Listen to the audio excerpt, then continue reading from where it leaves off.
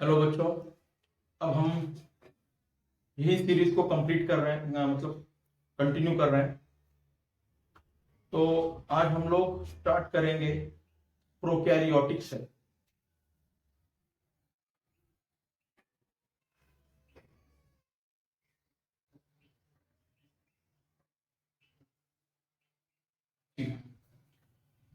तो prokaryotic cell जो है पेज नंबर 127 पे आपको इसकी हेडिंग मिलेगी।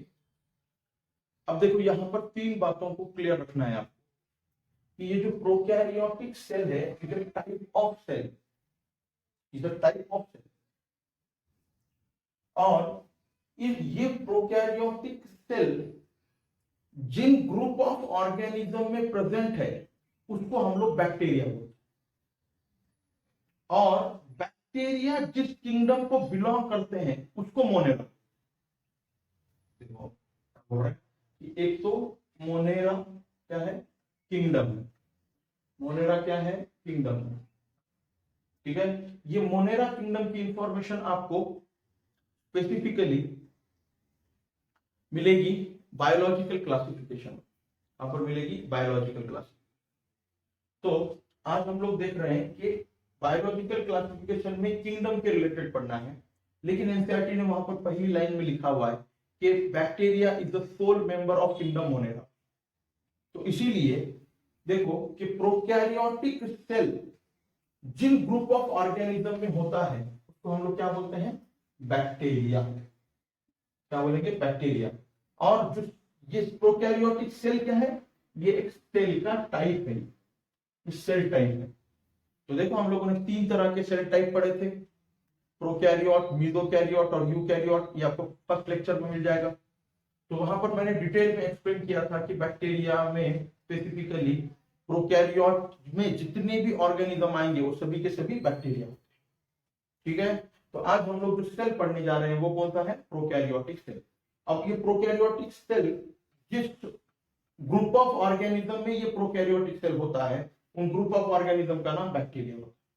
तो अगर हम लोगों ने स्पेसिफिकली, मैं अगर प्रोकैरियोटिक सेल पढ़ा रहा हूं इसका मतलब है कि यही प्रोकैरियोटिक सेल मतलब ही कौन है, बैक्टीरिया है।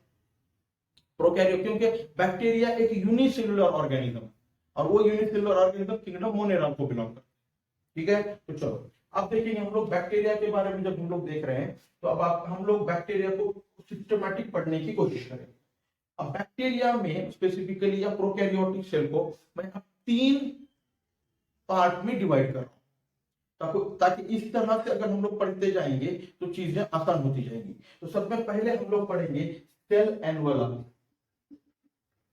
क्या पढ़ेंगे हम लोग, सेल एनवेलप। अब ये सेल एनवेलप में हमको तीन चीजें पढ़ना है।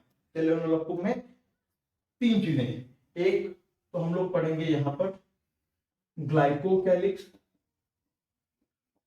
एक पढ़ेंगे हम लोग सेल वॉल और तीसरा पढ़ेंगे सेल मेम्ब्रेन।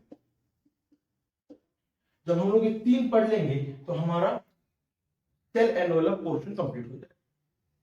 फिर उसके बाद हम लोग पढ़ेंगे सेल एक्सटेंशन। देखो अब आपको पता है कि आप जो घर के अंदर यूज करते हैं एक्सटेंशन बोर्ड, मतलब कोई प्लग को लगाकर अगर दूध चीज अगर कोई ले जा रहे हैं हम लोग उसको बोल रहे हैं कि एक्सटेंशन बोर्ड है वो स्पेसिफिकली। उस तरह से सेल से जो आउट ग्रोथ है, सेल से जो बाहर निकलने वाली चीजें हैं उसको हम लोग सेल एक्सटेंशन में पढ़ेंगे। तो इन सेल एक्सटेंशन के अंदर हम लोग जो पढ़ने वाले हैं वो तीन चीजें पढ़ेंगे। एक पढ़ेंगे फ्लैजेला, फ्लैजेला, एक पढ़ेंगे पिलाई और एक पढ़ेंगे फिम्ब्रे। तो ये तीन चीजें पढ़ेंगे हम लोग। कहां पर पढ़ रहे हैं तीन चीजें हम लोग, स्पेसिफिकली सेल एक्सटेंशन में पढ़ेंगे। क्या पढ़ेंगे, फ्लैजेला, पिलाई और फिम्ब्रे। देखो बच्चों एक बात याद रखो कि यूकैरियोटिक सेल में भी फ्लैजेला होता है और प्रोकैरियोटिक सेल में भी फ्लैजेला होता है। तो प्रोकैरियोटिक सेल का जो फ्लैजेला होता है वो उसके अंदर और यूकैरियोटिक सेल के फ्लैजेला के अंदर डिफरेंस है। क्या डिफरेंस है हम लोग बाद में देखेंगे। नेक्स्ट पिलाई और फिम्ब्रे होता है। नेक्स्ट जो आगे पढ़ना है हमको वो है साइटोप्लाज्मिक कंटेंट, मतलब क्या, सेल के अंदर क्या क्या चीजें हैं। तो अब हम लोग साइटोप्लाज्मिक कंटेंट स्पेसिफिकली बोल सकते हैं हम लोग साइटोप्लाज्मिक कंटेंट, या तो साइटोप्लाज्म इज आल्सो ऑर्गेनल है तो इसका साइटोप्लाज्म भी एक पार्ट ही है उसका, लेकिन हम लोग जनरल पर्सपेक्टिव में देख रहे हैं कि इसके अंदर क्या क्या चीजें प्रेजेंट रहेंगी। तो यहाँ पर हम लोगों को पढ़ना है, सब में पहले पढ़ेंगे हम लोग कि सेल मेम्ब्रेन के एक्सटेंशन जो है वो मीजोसोम होते हैं बैक्टीरिया में, वो भी हम लोग इधर ही पढ़ेंगे, इसको बोलेंगे हम लोग मीजोसोम पढ़ेंगे यहाँ पे, ठीक है। उसके बाद हम लोग पढ़ेंगे न्यूक्लियोइड पढ़ेंगे, न्यूक्लियोइड क्या होता है। फिर उसके बाद यहाँ पर पढ़ेंगे हम लोग राइबोसोम पढ़ेंगे यहाँ पे। फिर इसके अलावा और क्या पढ़ रहे हैं हम लोग यहाँ पर, प्लाज्मिड पढ़ेंगे हम लोग, प्लाज्मिड। फिर इसके अंदर इंक्लूजन बॉडीज पढ़ेंगे, इंक्लूजन बॉडीज। और फिर इसके अलावा हम लोग पढ़ने वाले हैं स्पेसिफिकली इंक्लूजन बॉडीज के बाद हम लोग पढ़ेंगे गैस वैक्यूल। कुछ बैक्टीरिया में क्या होते हैं, गैस वैक्यूल भी प्रेजेंट होते हैं। और फिर उसके बाद अगर हम लोग पढ़ेंगे specifically inclusion body, gas vacuole और कुछ बैक्टीरिया जो स्पेसिफिकली फोटोसिंथेटिक होते हैं, उनके अंदर एक स्पेसिफिक स्ट्रक्चर होता है जिसको बोलते हैं क्रोमैटोफोर। क्या बोलेंगे इसको, क्रोमैटोफोर। और ये स्पेसिफिकली एनसीईआरटी ने दिया है कि क्रोमैटोफोर ब्लू ग्रीन algae के अंदर प्रेजेंट होता है। तो ये सब स्ट्रक्चर हम लोग एक एक से पढ़ेंगे। चलो फिर से एक बार रिवाइज करते हैं, क्या बोला मैंने, प्रोकैरियोटिक सेल जो है, ये प्रोकैरियोटिक सेल एक सेल का टाइप है। जिस ग्रुप ऑफ ऑर्गेनिज्म में ये सेल मिलेगा वो ग्रुप ऑफ ऑर्गेनिज्म मतलब बैक्टीरिया है, और उसका वो जो ग्रुप ऑफ ऑर्गेनिज्म जिस किंगडम को बिलोंग करते हैं उस किंगडम का नाम मोनेरा, उस किंगडम का नाम क्या है, मोनेरा। तो ठीक है, अब नेक्स्ट हम लोगों ने देखा कि अब हमको डिटेल में प्रोकैरियोटिक सेल पढ़ना है। मतलब स्पेसिफिकली अगर प्रोकैरियोटिक सेल बोलेंगे तो वो क्या है कि बैक्टीरिया ही है। तो बैक्टीरिया पढ़ लिया मतलब प्रोकैरियोटिक सेल ही पढ़ लिया, या सेल पढ़ लिया मतलब बैक्टीरिया पढ़ लिया, बैक्टीरिया पढ़ लिया मतलब सेल पढ़ लिया। तो अब इसके अंदर तीन कंपोजिशन हमको, मतलब अब हमको बैक्टीरिया को अगर सिस्टमैटिक पढ़ना है तो हमारे फिजिबिलिटी के लिए हम लोगों ने बैक्टीरिया को तीन पार्ट में डिवाइड किया है। एक तो है सेल एनवलप, मतलब आउटर कवरिंग, एनवलप जिसको बोलते हैं, उसमें तीन चीजें आएंगी, glycocalyx, cell wall, cell membrane. उसी तरह से सेल एक्सटेंशन में फ्लैजेला, पिलाई, फिम्ब्रे आएगा। और फिर उसके बाद अगर देखेंगे तो साइटोप्लाज्मिक कंटेंट, या स्पेसिफिकली अगर देखेंगे तो सेल के अंदर, बैक्टीरियल सेल के अंदर क्या क्या चीजें प्रेजेंट है, उसमें बोलेंगे मीसोसोम बोलेंगे, न्यूक्लियाइड बोलेंगे, राइबोसोम बोलेंगे, plasmid, inclusion body, gas vacuole और क्रोमैटोफोर। इनको हम लोग अब सिस्टमैटिकली एक एक से पढ़ेंगे। तो सबसे पहले अब हम लोग पढ़ना स्टार्ट करते हैं सेल एनवलप। क्या पढ़ेंगे अब हम लोग, सेल एनवलप। थोड़ा सा कॉन्सेंट्रेशन से सुनते चलो बच्चों। क्या पढ़ रहे हैं हम लोग, स्टार्टिंग में पढ़ेंगे सेल एनवलप, सेल एनवलप। तो सेल एनवलप में पहली जो कंपोजिशन आएगा, कंपोजिशन आएगा वो क्या है, तो फर्स्ट है ग्लाइकोकैलिक्स। देखो याद रखो बच्चों कि ग्लाइकोकैलिक्स एक ऑप्शनल लेयर, अगर वो बैक्टीरिया में प्रेजेंट रहेगी या तो नहीं रहेगी। अगर बैक्टीरिया में प्रेजेंट है तो वो दो फॉर्म में होगी, या तो स्लाइम लेयर के फॉर्म में होगी, स्लाइम लेयर के फॉर्म में होगी, या तो कैप्सूल के फॉर्म में। तो दो फॉर्म में एक ग्लाइकोकैलिक्स लेयर प्रेजेंट होती है। तो थोड़ा सा कॉन्सेंट्रेशन से सुनते चलो और वर्ड को ब्रेक करते चलो ताकि आपको उसका मीनिंग तुरंत समझ में आए। देखो जैसे एग्जांपल के तौर पे ग्लाइको, देखो इसके अंदर दो वर्ड दिख रहे हैं, ग्लाइको और कैलिक्स। ग्लाइको का मतलब होता है कार्बोहाइड्रेट, कार्बोहाइड्रेट, या स्पेसिफिकली अगर बोलेंगे तो शुगर, ठीक है, शुगर। और यहाँ पर उसका ग्लाइको का मीनिंग है पॉलीसैकेराइड। ग्लाइको का क्या मीनिंग है, पॉलीसैकेराइड। और कैलिक्स अगर देखो आप लोग थोड़ा सा गौर करो कि जब हम लोग फ्लावर पढ़ते हैं तो फ्लावर में चार वर्ल होते हैं, उन चार वर्ल में पहला जो आउटर वर्ल है उसका नाम कैलिक्स है, मतलब जो आउटर साइड में प्रेजेंट है उसको जैसा कैलिक्स बोल रहे हैं, वैसे ही बैक्टीरिया में आउटर साइड में क्या प्रेजेंट है, एक स्पेसिफिक लेयर प्रेजेंट है। और वो स्पेसिफिक लेयर किससे बनी हुई है, पॉलीसैकेराइड या शुगर से, इसलिए उसका नाम है ग्लाइकोकैलिक्स। क्या नाम है उसका, ग्लाइकोकैलिक्स। अभी ग्लाइकोकैलिक्स होगी या तो स्लाइम लेयर के फॉर्म में या तो होगी कैप्सूल के फॉर्म में। गौर से सुनो, एक स्लाइम लेयर की अगर बात कर रहे हैं हम लोग, स्लाइम लेयर की अगर बात कर रहे हैं तो इसमें क्या प्रेजेंट होता है, सर इसमें प्रेजेंट होता है पॉलीसैकेराइड। क्या प्रेजेंट होता है, पॉलीसैकेराइड। अब ये पॉलीसैकेराइड कैप्सूल में भी प्रेजेंट होता है। पॉलीसैकेराइड कहां प्रेजेंट है, कैप्सूल के अंदर भी पॉलीसैकेराइड प्रेजेंट होता है। लेकिन अब यहाँ पर पॉलीसैकेराइड के अलावा यहाँ पर पॉलीपेप्टाइड प्रेजेंट होते हैं। क्या प्रेजेंट होता है, पॉलीपेप्टाइड। इसी को हम लोग क्या बोलते हैं, प्रोटीन। क्या बोलते हैं, प्रोटीन। तो कैप्सूल में क्या प्रेजेंट है, एक तो पॉलीसैकेराइड प्लस पॉलीपेप्टाइड प्रेजेंट है, और इधर क्या स्लाइम लेयर में क्या बोलेंगे हम लोग, पॉलीसैकेराइड। अब ये जो स्लाइम लेयर है, तो अब हमको पता है कि स्लाइम में मतलब कैसा रहता है, थोड़ा सा चिपचिपा रहता है, जो बहुत ज्यादा स्मूथ नहीं रहता है। लेकिन कैप्सूल जो है ये बहुत ज्यादा स्मूथ होती है, स्मूथ होती है, और थोड़ी सी क्या होती है, टफ होती है।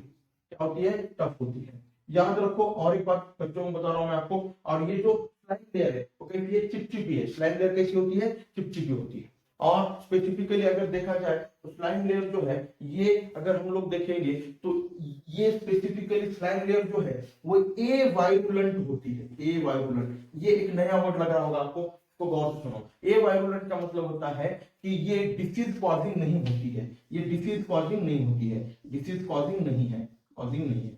और ये अगर कैप्सूल की अगर बात करेंगे हम लोग, तो कैप्सूल जो होती है ये वायुलेंट होती है, वायुलेंट होती है। तो याद रखो कि आपको समझ में आना चाहिए कि जब हम लोग स्पेसिफिकली, अगर आप 12th में molecular basis of inheritance chapter जब पढ़ोगे, तो वहां पर in search of genetic material में आपको ग्रिफिथ का एक्सपेरिमेंट मिलेगा, और वहां का जो पॉजिटिव बैक्टीरिया है, मतलब जिसके सराउंडिंग में कैप्सूल प्रेजेंट होती है, वो कैप्सूल जो है ना वो डिसीज कॉज करता है, निमोनिया कॉज करता है। इसीलिए याद रखो कि ये जो पॉलीसैकेराइड प्लस पॉलीपेप्टाइड से जो बनने वाली लेयर है, जिसको हम लोग क्या बोल रहे हैं, कैप्सूल, अगर वो कैप्सूल किसी के पास प्रेजेंट है, तो कैप्सूल है ना ये बैक्टीरिया को रेजिस्टेंट प्रॉपर्टी प्रोवाइड कर रहा है, मतलब वो वायोलेंट हो रहा है। और जिसके पास स्लाइम लेयर प्रेजेंट है वो कैसी है, डिसीज कॉजिंग नहीं होती है, डिसीज कॉजिंग नहीं है, there is no disease causing, मतलब डिसीज कॉज नहीं करता है। ए वायोलेंट का मतलब है कि डिसीज कॉज नहीं करता है, और वायोलेंट का मतलब होता है डिसीज कॉजिंग। डिसीज कॉजिंग मतलब इसका मतलब क्या है कि ये बैक्टीरिया को और ज्यादा रेजिस्टेंट प्रोवाइड करता है। जिसके सराउंडिंग में कैप्सूल होगी वो बैक्टीरिया डिसीज प्रोड्यूस करेगा, और जिसके पास सराउंडिंग नहीं होगी, मतलब जिसके पास स्लाइम लेयर होगी, वो डिसीज कॉज नहीं करेगा। तो ये प्रॉपरली आपको समझ में आया होगा कि ग्लाइकोकैलिक्स क्या है। अब आगे हम लोग पढ़ेंगे स्पेसिफिकली सेल वॉल। थोड़ा सा अब इस सेल वॉल को थोड़ा सा आपको कॉन्सेंट्रेशन से सुनना लगेगा, क्योंकि ये सेल वॉल जो है ये बहुत इंपॉर्टेंट बैक्टीरिया की एक इंपॉर्टेंट कवरिंग है। क्योंकि ग्लाइकोकैलिक्स हो या ना हो कुछ फर्क नहीं होगा, लेकिन सेल वॉल होना जरूरी है। तो अब देखो बैक्टीरिया की जो सेल वॉल है, सेल वॉल की अगर बात कर रहे हैं हम लोग, स्पेसिफिकली हम लोग अभी किसकी बात कर रहे हैं, बैक्टीरिया की सेल वॉल की बात कर रहे हैं। तो ये जो बैक्टीरिया की सेल वॉल होती है ये पेप्टिडोग्लाइकन से बनी होती है। बैक्टीरिया की सेल वॉल किससे बनी है, पेप्टिडोग्लाइकन से बनी है, पेप्टिडोग्लाइकन, पेप्टिडोग्लाइकन से बनी है। याद रखो जब हम लोग बोलेंगे कि स्पेसिफिकली बैक्टीरिया की सेल वॉल पेप्टिडोग्लाइकन से बनी होती है, तो सर ऐसी सेल वॉल बहुत सारे ऑर्गेनिज्म में प्रेजेंट होती है, और वो उनके कंपोजिशन डिफरेंट डिफरेंट होते हैं। तो जैसा हम लोग बोल रहे हैं कि बैक्टीरिया की सेल वॉल पेप्टिडोग्लाइकन से बनी हुई है, उसी तरह से याद रखो कि फंगाई की जो सेल वॉल होती है, फंगाई की जो सेल वॉल है वो काइटिन से बनी होती है, काइटिन एंड पॉलीसैकेराइड, ऐसे लिखा हुआ है में पॉलीसैकेराइड, काइटिन एंड पॉलीसैकेराइड, ये दो भी याद रखो। बच्चे सिर्फ काइटिन याद रखते हैं, लेकिन आप लोगों ने ये भी याद रखना है कि काइटिन प्लस पॉलीसैकेराइड मिलकर क्या बनेगी, सेल वॉल बनेगी। किसकी सेल वॉल बनेगी, फंगाई की सेल वॉल बनेगी। और अगर आगे हम लोग देखेंगे स्पेसिफिकली प्लांट के अंदर भी सेल वॉल होती है, लेकिन प्लांट के अंदर की जो सेल वॉल है स्पेसिफिकली इसी चैप्टर में आपको लिखा हुआ मिलेगा कि प्लांट के अंदर अलगी अगर बात करेंगे हम लोग, अलगी प्लांट के अलगी डिवीजन की अगर बात करेंगे हम लोग, तो अलगी की जो सेल वॉल होती है वो होती है सेल्यूलोज, सेल्यूलोज, उसके बाद गैलेक्टन्स, गैलेक्टन्स और मैनन्स, मैनन्स और mineral like calcium carbonate, mineral like calcium carbonate. तो ये आपने याद रखना है। देखो जब ऐसा लिखा हुआ रहेगा ANS, अगर किसी शुगर के क्लास में लिखा हुआ है जैसा कि गैलेक्टन्स, मैनन्स, तो आपने ये याद रखना है कि गैलेक्टन्स का मतलब होता है कि गैलेक्टोज का पॉलीमर, मैनन्स का मतलब होता है मैनोज का पॉलीमर। तो ये स्पेसिफिक है अलगी के सेल वॉल। उसी तरह से अगर हम लोग देखेंगे प्लांट के अंदर, प्लांट के अंदर जनरल प्लांट मतलब आपके अलगी को छोड़कर जितने भी डिवीजन है उनकी जो सेल वॉल है वो बनी हुई रहती है cellulose, cellulose, hemicellulose, hemicellulose, pectin, pectin and protein. ये चार कंपोजिशन होते हैं जनरल प्लांट के, जनरल प्लांट सेल वॉल के। ठीक है, तो ये चार कंपोजिशन समझ में आ गया आपको, cellulose, hemicellulose, pectin and protein. और इधर क्या है, अलगी का सेलुलोज, गैलेक्टोज, मैनस और मिनरल लाइक कैल्शियम कार्बोनेट। मतलब क्लियर हो रहा है। तो अब देखो जैसे हमको अगर सेल वॉल आ जाता है तो आपको इस तरह से पूरी इंफॉर्मेशन होनी चाहिए कि सेल वॉल किस किस से बनी हुई है, उसका कंपोजिशन क्या है वगैरह, ये सब चीजें आपको पता होनी चाहिए। ठीक है। तो सेल वॉल जो है स्पेसिफिकली अगर देखेंगे तो बैक्टीरिया की सेल वॉल पेप्टिडोग्लाइकन से बनी होती है। पेप्टिडोग्लाइकन का दूसरा नाम होता है म्यूरिन, बोलते हैं इसको, क्या बोलते हैं इसको, म्यूरिन। लेकिन अभी हम लोग कॉमनली पेप्टिडोग्लाइकन ही वर्ड यूज करते हैं। उसके बाद फंगाई की जो सेल वॉल होती है वो काइटिन से बनी होती है, और फंगाई की cell wall chitin and polysaccharide, याद रखना है आपको।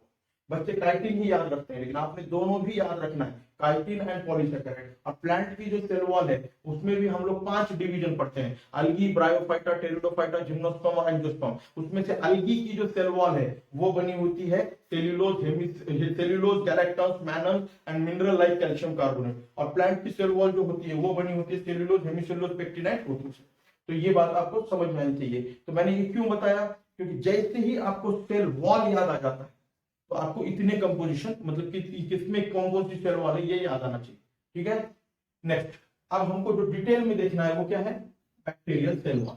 तो अब देखो बैक्टीरियल सेल वॉल की अगर बात करेंगे हम लोग, तो बैक्टीरिया की सेल वॉल पेप्टिडोग्लाइकन से बनी हुई है। अब यहाँ पर पेप्टिडोग्लाइकन में भी दो वर्ड प्रेजेंट है, एक तो होता है पेप्टाइड, ठीक है, पेप्टाइड या पेप्टिडो। Peptide, that word is related with peptide bond, मतलब ये अमाइनो एसिड के कॉम्बिनेशन से बन रही है। तो अमाइनो एसिड मिलकर जो स्ट्रक्चर बनेगा वो कौन सा होगा, प्रोटीन, मतलब पेप्टाइड होगा।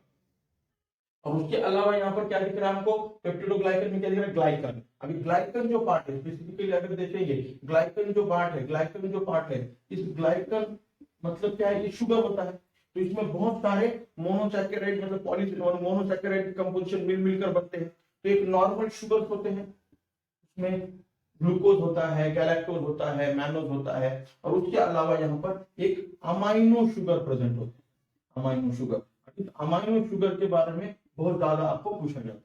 तो ये जो अमाइनो शुगर होते हैं वो दो होते हैं, एक को बोलते हैं हम लोग नाग, NAG, नैग, और एक को बोलते हैं नैप, एक को बोलते हैं नैप। नैग जो बोलते हैं इसका फुल फॉर्म होता है acetyl glucosamine, acetyl glucosamine, glucosamine. याद रखो बच्चों कि ये एसिटाइल ग्लूकोसामाइन है, एसिटाइल ग्लूकोसामाइन है, गैलेक्टोसामाइन नहीं बोलना। गैलेक्टोसामाइन ये जो स्ट्रक्चर है ये आरबीसी के सरफेस पे जो एंटीजन होता है उसके रिलेटेड होता है, एन-एसिटाइल गैलेक्टोसामाइन। ये एन-एसिटाइल ग्लूकोसामाइन है, और ये एनसीईआरटी में सिर्फ ग्लूकोसामाइन वर्ड लिखा हुआ है, पेज नंबर 149 पे। न्यूक्लिक एसिड के ऊपर का जो पैराग्राफ है वहां पर लिखा हुआ है, क्या लिखा हुआ है, ग्लूकोसामाइन। और एन-एसिटाइल गैलेक्टोसामाइन, मतलब एन-एसिटाइल ग्लूकोसामाइन भी लिखा हुआ है, तो ये याद रखो। और नेक्स्ट नाम जो है वो है N-acetyl muramic acid, N-acetyl muramic acid. क्या नाम है, एन-एसिटाइल म्यूरामिक एसिड। और ये क्या है, एन-एसिटाइल ग्लूकोसामाइन, और ये क्या है, एन-एसिटाइल म्यूरामिक एसिड। तो ये बातें आपको समझ में आ गई। तो अब मैं क्या बता रहा हूँ, देखो कि बैक्टीरिया की सेल वॉल में दो कंपोजिशन है, पेप्टाइड है, मतलब अमीनो एसिड की चेन है, और उसके साथ साथ में क्या है कि एक एन-एसिटाइल ग्लूकोसामाइन है और एन-एसिटाइल गैलेक्टोसामाइन, ये स्ट्रक्चर। तो इन दोनों को अगर कंबाइन कर देंगे तब स्ट्रक्चर बनेगा क्या, पेप्टिडोग्लाइकन। अब वो क्या होता है देखेंगे, ठीक है।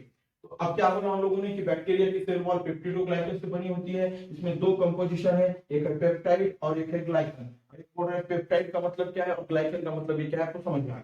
नेक्स्ट, अब देखो अगर मैंने किसी स्पेसिफिकली इस तरह से स्ट्रक्चर निकाला, इस तरह से स्ट्रक्चर निकाला जिसको हम लोग बोल रहे हैं सेल मेम्ब्रेन, क्या बोल रहे हैं इसको, ये बैक्टीरिया की सेल मेम्ब्रेन है, सेल मेम्ब्रेन, मेम्ब्रेन और मेम्ब्रेन, और इसके बाहर सेल वॉल बनने वाली है। तो याद रखो, अभी बहुत गौर से सुनो कि यहाँ पर साइटोप्लाज्म के अंदर ये स्पेसिफिकली एन-एसिटाइल ग्लूकोसामाइन है और ये एन-एसिटाइल म्यूरामिक एसिड है, समझाने के लिए मैं इसे बता रहा हूँ। तो एन-एसिटाइल ग्लूकोसामाइन और एन-एसिटाइल गैलेक्टोसामाइन है। तो एन-एसिटाइल म्यूरामिक एसिड और एन-एसिटाइल गैलेक्टोसामाइन, सॉरी एन-एसिटाइल ग्लूकोसामाइन, ये दोनों कंबाइन हो जाएंगे। अब यहाँ पर यानी स्पेसिफिकली अमीनो एसिड की चेन ऐसे आकर अटैच हो जाती है, किसके ऊपर अटैच हो जाएगी, नाम के ऊपर। तो अब ये दोनों क्या हो जाएंगे, फ्यूज हो जाएंगे। तो ये अभी ऐसा स्ट्रक्चर बनेगा, इसको हम लोग क्या बोलते हैं, नैम और नैग। और ये जो स्ट्रक्चर दिख रहा है ये फ्लिप करके बाहर फेंका जाएगा, तो ये ऐसा मॉलिक्यूल बाहर आ गया, इस तरह से दिख रहा है आपको। तो ऐसे मॉलिक्यूल कौन है, ये पेप्टिडोग्लाइकन का एक मोनोमर है। तो अभी मतलब पेप्टिडोग्लाइकन है मतलब एक मोनोमर है। अब ऐसे बहुत सारे मोनोमर आकर यहाँ पर अटैच हो, मतलब ऐसे अरेंज हो जाएंगे, और ये एक दूसरे के साथ क्या करेंगे, बॉन्ड बना लेंगे, और इस तरह से ये सेल वॉल फॉर्मेशन, इस तरह से क्या होता है, ये सेल वॉल का फॉर्मेशन। तो पेप्टिडोग्लाइकन की सेल वॉल जो बनना है, मतलब सेल वॉल बनने की जो प्रोसीजर है, तो सेल साइटोप्लाज्म के अंदर साइटोप्लाज्म के अंदर ही ये कंपोजिशन असेंबल होते हैं और फिर बाहर ले जाकर फेंके जाते हैं। तो अब इनको जोड़ने वाला जो एंजाइम होता है स्पेसिफिकली ट्रांसपेप्टिडेज, और वो जो है वो क्या करता है, उसी को इनहिबिट करता है। कौन? पेनिसिलिन। जो फर्स्ट एंटीबायोटिक के बारे में जो बात कर रहे हैं, पेनिसिलिन उसी को इनहिबिट करता है। यहाँ तक सबको समझ में आ रहा है बच्चों कि किस तरह से ये अरेंजमेंट हो रही है, किस तरह से ये फेंका जा रहा है बाहर, और किस तरह से ये अरेंज होकर एक स्पेसिफिक स्ट्रक्चर बन रहा है जिसका नाम है सेल वॉल।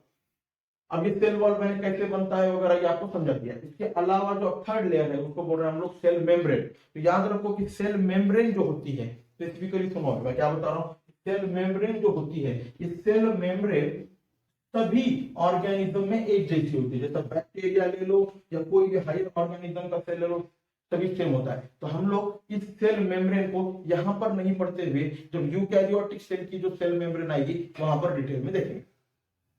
ठीक है, तो अब हम लोग सेल मेम्ब्रेन तो हम लोगों ने कंप्लीट कर लिया है। अब हम लोग मतलब सेल एनवेलप कंप्लीट हुआ है, अब सेल एक्सटेंशन देखेंगे। Cell extension, cell extension, cell extension की अगर बात कर रहे हैं हम लोग, स्पेसिफिकली हम लोग किसकी बात कर रहे हैं, सेल एक्सटेंशन की बात कर रहे हैं। तो सेल एक्सटेंशन क्या है गौर से देखो। इसमें मैंने बोला कि आपको तीन चीजें पढ़ना है, एक है फ्लैजेला, फ्लैजेला, एक है पिलाई और एक है फिब्रे। ठीक है, फ्लैजेला, पिलाई और फिम्ब्रे, फ्लैजेला, पिलाई और फिम्ब्रे। तो अब देखो फ्लैजेला जो है ना ये लोकोमोशन में इन्वॉल्व होता है। गौर से सुनो, फ्लैजेला जो होता है वो लोकोमोशन में इन्वॉल्व होता है। पिलाई और फिम्ब्रे लोकोमोशन में इन्वॉल्व नहीं होते हैं।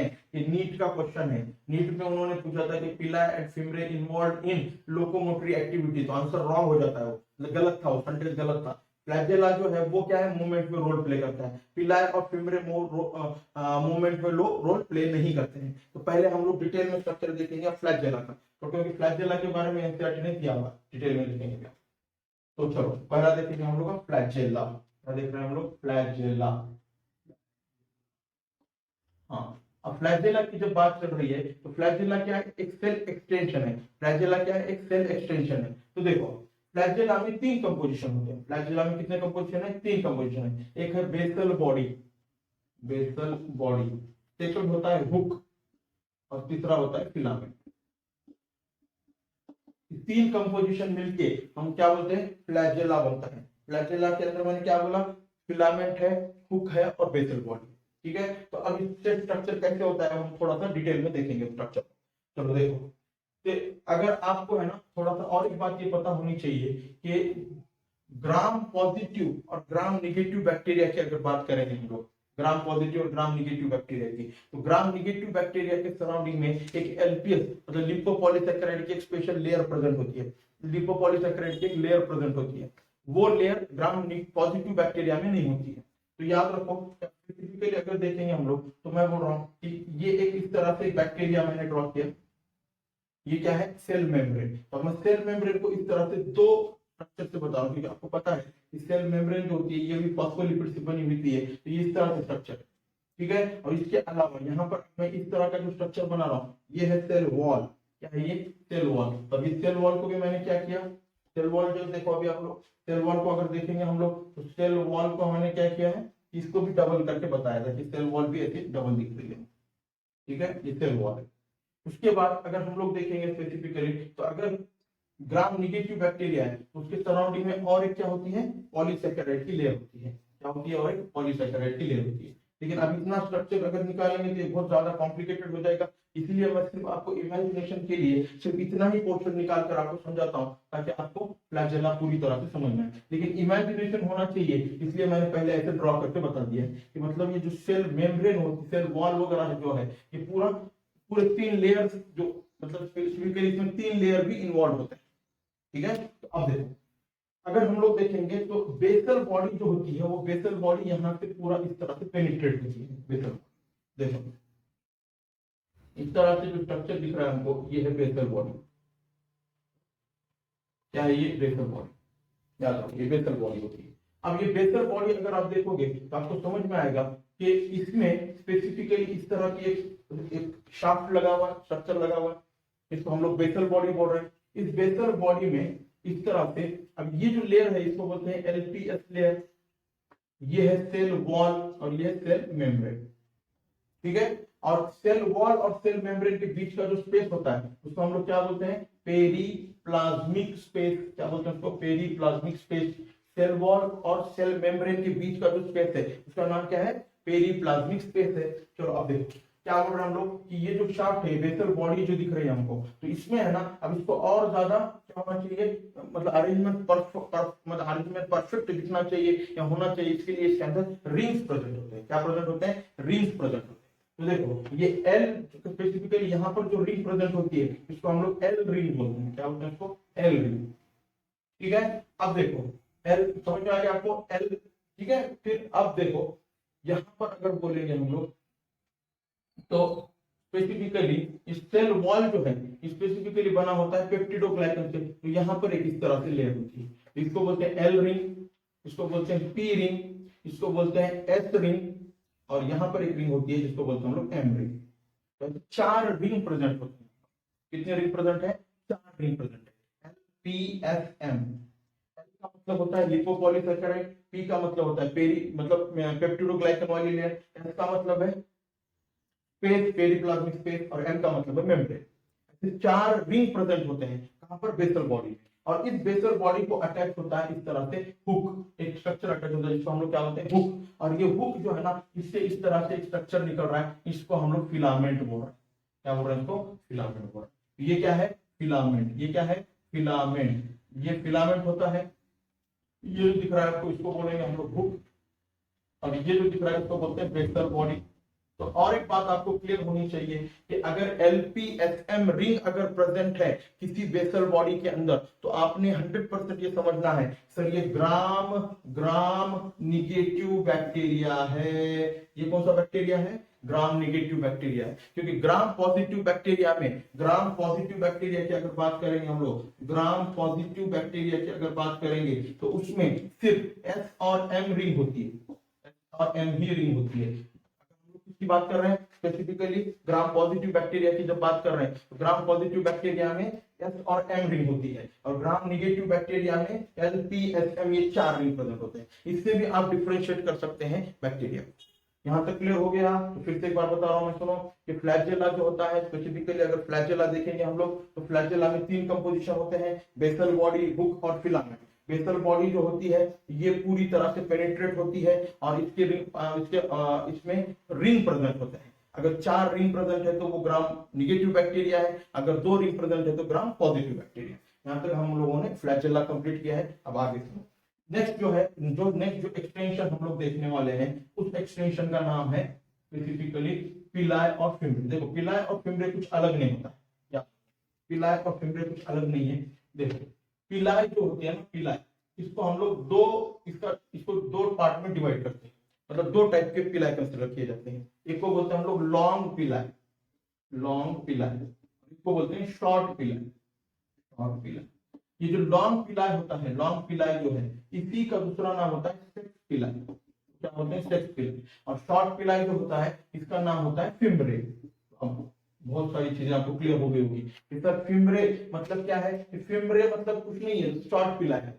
अब याद रखो पिलाय जो है स्पेसिफिकली पिलीन प्रोटीन से बना हुआ होता है। उसी तरह से फ्लैजेला जो होता है वो अभी जो बैक्टीरियल फ्लैजेला देखा था हम लोगों ने, फ्लैजेलिन प्रोटीन से बना होता है। और अगर यूकैरियोटिक फ्लैजेला देखेंगे तो वो ट्यूब्यूलिन प्रोटीन से बना होता है। यूकैरियोटिक फ्लैजेला किससे बना होता है, ट्यूब्यूलिन प्रोटीन से बना होता है। इतना क्लियर हो गया। नेक्स्ट अब देखो ये जो लॉन्ग पिला होता है, कंसीडर करो कि ये एक बैक्टीरिया है। इस बैक्टीरिया के ऊपर इस तरह से अगर लॉन्ग स्ट्रक्चर है तो हम लोग सेक्स पिलाई या लॉन्ग पिलाई बोलते हैं। अगर छोटे ऐसे स्ट्रक्चर है तो इसको फिम्ब्रे या शॉर्ट पिलाई बोलते हैं। अब और सुनिए कि ये जो लॉन्ग पिलाई है, ये जो लॉन्ग पिलाई है, ये लॉन्ग पिलाई क्या करता है, गौर से सुनो। ये लॉन्ग पिलाई जो है ये इस तरह से हॉलो स्ट्रक्चर होता है। लॉन्ग पिलाई कैसा है, हॉलो स्ट्रक्चर है। और जिस बैक्टीरिया में इस तरह का पिलाई नहीं प्रेजेंट होता है उस बैक्टीरिया के साथ जाकर ये कनेक्शन बनाता है।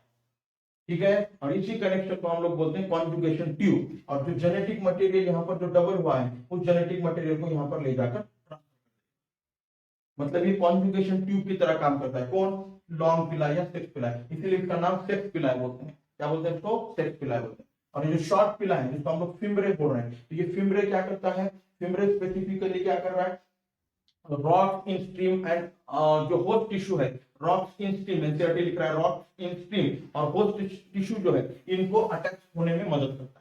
अगर फिम्ब्रे है तभी तो वो अटैच होगा, और अटैच होना ये प्रायोरिटी होती है, पहले अटैच होगा फिर ही तो आगे इंफेक्शन प्रोड्यूस कर सकता है। यहाँ तक क्लियर हो गया। तो आज हमको ये सेल मतलब एक्सटेंशन में भी 3 पॉइंट कवर हो चुके हैं। पहला क्या देखा हम लोगों ने, फ्लैजेला, दूसरा क्या देखा, पिलाई। और पिलाई में भी 2 टाइप है, लॉन्ग पिलाई का दूसरा नाम सेक्स पिलाई और शॉर्ट पिलाई और का दूसरा नाम फिम्ब्रे। जो शॉर्ट पिलाई है वो स्पेसिफिकली अटैचमेंट के लिए रॉक्स के ऊपर अटैच होना या होस्ट टिश्यू के ऊपर अटैचमेंट होने के लिए वो मदद करती है। और लॉन्ग पिलाई जिसको हम लोग सेक्स पिलाई बोल रहे हैं, वही कॉन्जुगेशन ट्यूब बनाएगा, और वही कॉन्जुगेशन ट्यूब जो है वो स्पेसिफिकली क्या होती है कि जेनेटिक मटेरियल को ट्रांसफर करने में मदद करती है। इसीलिए अगर आप गौर से पेज नंबर 20 पढ़ोगे तो वहां पर एक वर्ड लिखा हुआ मिलेगा आपको, सॉर्ट ऑफ सेक्सुअल रिप्रोडक्शन, मतलब वो भी सेक्सुअल रिप्रोडक्शन की तरह दिखाते हैं, मतलब अपने मतलब जेनेटिक मटेरियल को ट्रांसफर करते हैं। तो इस तरह से अब आखिरी पोर्शन पे आ गए हम लोग, और उसका नाम क्या है कि साइटोप्लाज्मिक कंटेंट। तो अब हम लोग सब में पहले देखेंगे मीजोजोम के बारे में। तो याद रखो मीजोजोम के बारे में मैं क्या बता रहा हूँ, गौर से सुनिए। मीजोजोम जो है ना, ये सेल मेम्ब्रेन जो है, सेल मेम्ब्रेन की फोल्डिंग है, सेल मेम्ब्रेन फोल्डिंग है। ये क्या है, सेल मेम्ब्रेन की फोल्डिंग है। स्पेसिफिकली ये 3 तरह की है, एनसीईआरटी क्या बोल रहा है, ये 3 तरह की है। एक तो ट्यूबिल की तरह है, एक तो लैमेला की तरह दिख रही है, और एक वेसिकल की तरह दिख रही है। एनसीईआरटी में ये लिखा हुआ है specifically page number 128, page number 128 की आखिरी लाइन में 3 वर्ड ये बोल्ड करके लिखे हुए हैं। पहला क्या है, ट्यूब्यूल, क्या है पहले ट्यूब्यूल, ये क्या है लैमेला के फॉर्म में है, और तीसरा क्या है वेसिकल के फॉर्म में। ये मीजोसोम होता है। और मैंने आपको बताया था कि मीजोसोम जो है, मीजोसोम जो है स्पेसिफिकली एनालॉगस टू माइटोकॉन्ड्रिया होता है, क्योंकि इसके अंदर जो एंजाइम प्रेजेंट है, क्या प्रेजेंट है, एंजाइम जो एटीपी प्रोडक्शन में मदद करते हैं या सेलुलर रेस्पिरेशन में मदद करते हैं। सब में पहले याद रखो, मीजोसोम का पहला फंक्शन है सेल वॉल फॉर्मेशन। क्या करता है ये, सेल वॉल फॉर्मेशन करता है, मतलब सेल वॉल बनाने में मदद करता है। क्या करता है, सेल वॉल बनाने में मदद करता है। सेकंड क्या है, इस पर ये डीएनए रेप्लिकेशन में मदद करता है। क्या करता है ये, डीएनए रेप्लिकेशन में मदद करता है। तीसरा क्या करता है, डुप्लीकेशन टू डॉटर सेल, मतलब कि ये जो डीएनए रेप्लिकेट हुआ है उसको डुप्लीकेट करने में भी मदद करता है। और उसके बाद वो रेस्पिरेशन में मदद करता है। अभी जो थर्ड बोला मैंने, रेस्पिरेशन में उसका रोल है, स्पेसिफिकली देखेंगे तो रेस्पिरेशन में रोल है। ये रेस्पिरेशन मतलब क्या है, सेलुलर रेस्पिरेशन। रेस्पिरेशन मतलब क्या है, ये सेलुलर रेस्पिरेशन है, मतलब जहां पर एटीपी प्रोडक्शन वगैरह होता है। नेक्स्ट ये सिक्रीशन प्रोसेस में भी इन्वॉल्व होता है। क्या होता है, ये सिक्रीशन प्रोसेस में भी इन्वॉल्व होता है, प्रोसेस में भी इन्वॉल्व होता है, सिक्रीशन प्रोसेस में भी मदद करता है। ठीक है, और ये स्पेसिफिकली इतनी बात अब आपको समझ में आना चाहिए। देखो फोल्डिंग बना होने की वजह से क्या हो गया, सरफेस एरिया इंक्रीज हो गया। क्या हो गया, सरफेस एरिया इंक्रीज हो गया, सरफेस एरिया इंक्रीज हो गया, जिसकी वजह से ये चीजें आसानी से हो पा रही। यहाँ तक अभी आपको मीजोसोम के बारे में पता होना चाहिए। तो ठीक है, नेक्स्ट अब यहीं पे एक बात आपको समझा देता हूं मैं। मीजोसोम तो अभी आपको समझ में आ गया है। मीजोसोम इज नथिंग बट क्या है, एक सेल मेम्ब्रेन जो है उसी के एक्सटेंशन को हम लोग मीजोसोम बोलते हैं। ठीक है, उसके अलावा अगर स्पेसिफिकली अगर देखेंगे, ये एक सेल मेम्ब्रेन है, यहाँ पर देख रहे हैं हम लोग एक सेल मेम्ब्रेन है। इस सेल मेम्ब्रेन की फोल्डिंग है, इस फोल्डिंग के अंदर अगर पिगमेंट्स डिपॉजिट हो जाते हैं, क्या डिपॉजिट हो रहा है यहाँ पे, पिगमेंट्स अगर डिपॉजिट हो रहे हैं इसके अंदर, तो अब ये पिगमेंट्स जो होते हैं डिपॉजिट, अब इस स्ट्रक्चर को हम लोग क्रोमैटोफोर बोलते हैं। क्या बोलते हैं इसको, क्रोमैटोफोर बोलते हैं। और याद रखो ये क्रोमैटोफोर लाइक स्ट्रक्चर जो है, मतलब पिगमेंट्स है, मतलब ये फोटोसिंथेसिस में इन्वॉल्व होते हैं। क्या होते हैं, ये फोटोसिंथेसिस में इन्वॉल्व होते हैं। कौन, क्रोमैटोफोर। और याद रखो कि ये स्पेसिफिकली आपको मिलेगा ब्लू ग्रीन अलगी के अंदर। क्या मिलेगा, ब्लू ग्रीन अलगी, जिसका दूसरा नाम है साइनोबैक्टीरिया। इसका दूसरा नाम क्या है, साइनोबैक्टीरिया। यहाँ तक क्लियर हो गया। तो उसको क्या बोल रहे हैं हम लोग कि क्रोमैटोफोर मतलब स्पेसिफिकली ब्लू ग्रीन अलगी है, और ब्लू ग्रीन अलगी मिलेगा, और उसको क्या बोल रहा हूँ, साइनोबैक्टीरिया। यहाँ तक अब आपको समझ में आ गया। नेक्स्ट, अब इसके अलावा अगर हम लोग देखेंगे तो बैक्टीरिया के अंदर माइटो स्पेसिफिकली राइबोसोम प्रेजेंट होता है। राइबोसोम के बारे में थोड़ा सा सुन लो। ये जो राइबोसोम है, राइबोसोम, इस राइबोसोम का जो यहाँ पर स्पेसिफिकली एनसीईआरटी में राइबोसोम के बारे में साइज दिया हुआ है 15 टू 20 नैनोमीटर। कितना दिया हुआ है, 15 टू 20 नैनोमीटर साइज होता है इसका। कितना होता है, 15 टू 20 नैनोमीटर साइज होता है। राइबोसोम जो है ये प्रोटीन बनाने में मतलब रोल प्ले करता है। ये प्रोटीन सिंथेसिस में इसका रोल है, प्रोटीन सिंथेसिस में इसका रोल। अब राइबोसोम को मैं जब डिटेल में पढ़ाऊंगा आपको स्पेसिफिकली यूकैरियोटिक सेल में, लेकिन यहाँ पर अभी सुन लो कि ये जो राइबोसोम है कि यहाँ पर 70S राइबोसोम होता है। कौन सा होता है? 70S राइबोसोम होता है। और ये 70S राइबोसोम जो होता है इसके अंदर दो सब यूनिट होते हैं, एक जो होता है वो 50S वाला होता है और एक 30S वाला होता है। इसका मतलब यहाँ पे होता है स्वेडबर्ग यूनिट। इसका मतलब क्या है? Svedberg unit, Svedberg unit. ठीक है, इसका मतलब क्या है? स्वेडबर्ग यूनिट होता है। यहाँ तक अभी आपको राइबोसोम के बारे में इतना याद रखो, आगे हम लोग डिटेल में राइबोसोम के बारे में देखेंगे। जब राइबोसोम के बारे में मैं आगे पढ़ाऊंगा आपको यूकैरियोटिक सेल में, तो वहां पर हम लोग डिटेल में देखेंगे इस चीज को। नेक्स्ट, अब आगे देखेंगे हम लोग बैक्टीरिया के अंदर। तो अब नेक्स्ट जो स्ट्रक्चर दिखेगा आपको कि कुछ बैक्टीरिया के अंदर आपको स्टोरेज मटेरियल मिलेगा। क्या मिलेगा? स्टोरेज मटेरियल मिलेगा।